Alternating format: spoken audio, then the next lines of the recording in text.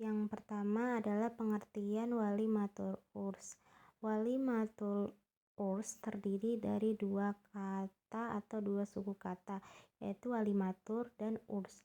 Walimatur berasal dari kata walimah, artinya pesta makan, atau dalam versi ada walimah berasal dari kata al-walamu yang berasal dari bahasa Indonesia yang artinya pertemuan, dan secara syar'i bermakna sajian makanan yang dihadirkan untuk merayakan suatu kebahagiaan, sedangkan al-urs artinya pesta perkawinan. Dengan dapat dipahami bahwa walimatul urs adalah makanan yang disediakan khusus dalam acara pesta perkawinan, bisa juga diartikan sebagai makanan untuk tamu undangan secara istilah yang terdapat dalam literatur Arab.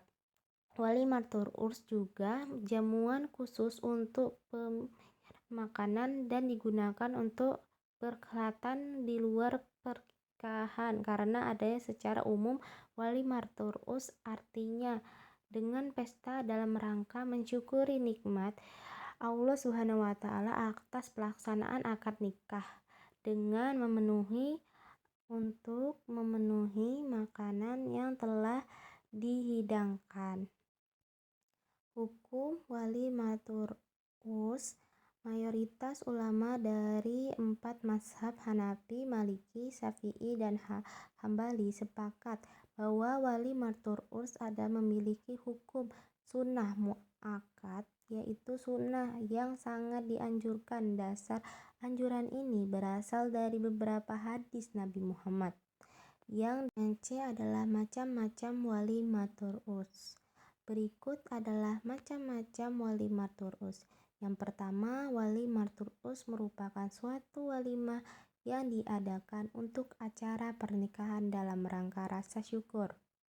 Yang kedua adalah walimah akikah, merupakan suatu walimah yang diadakan atas kelahiran anak dalam rangka rasa syukur. Yang ketiga adalah walimatul kruis, merupakan suatu walimah atas rasa syukur keselamatan seorang anak dan istri. Yang keempat ada walimah kusbi, merupakan suatu walimah yang diadakan dalam rangka menyambut kedatangan seorang musyarif.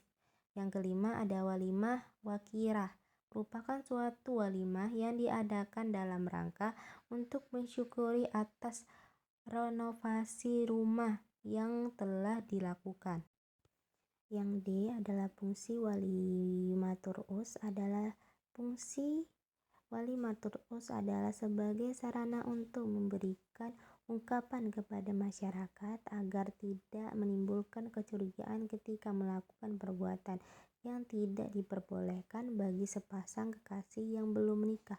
Selain itu juga sebagai sarana memohon doa dari para undangan agar berlangsung pernikahannya. Kedua mempelai mendapatkan keberkahan menjadi keluarga yang sakinah mawaddah.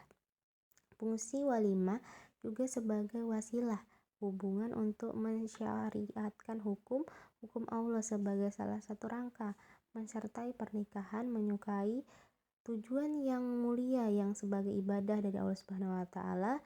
Walimah juga sebagai motivasi bagi yang jomblo agar tidak berjuang selama sehingga tidak melakukan maksiat. Adab dan etika dalam walimatul urs. Adanya kesepakatan hendak melakukan walimah dengan menyembelih seekor kambing atau lebih.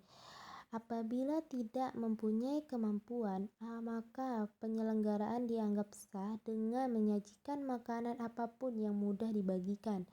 Dalam menghormati tamu, hendaknya mengikuti ketentuan yang sunnah, yaitu memberikan makanan kepada orang-orang yang baik. Tidak dikenakan menggunakan orang-orang kaya yang mempunyai kedudukan saja, serta orang miskin. Terlalu perkenalan mengadakan walimah tentu setelah upacara perkawinan berlangsung, yaitu saat pertemuan antara kedua mempelai. Undangan harus disampaikan kepada anggota-anggota keluarga yang diundang. Hukum menghadiri walimah. Undangannya itu wajib dihadiri apabila memenuhi syarat sebagai berikut. 1. Pengundang dengan mukallaf, berakal dan merdeka. 2. Undangan tidak dikhususkan orang-orang kaya saja, akan tetapi untuk orang miskin juga. Yang ketiga, undangan tidak saja untuk orang-orang yang dihormati atau disenangi. Yang keempat, pengundang beragama Islam.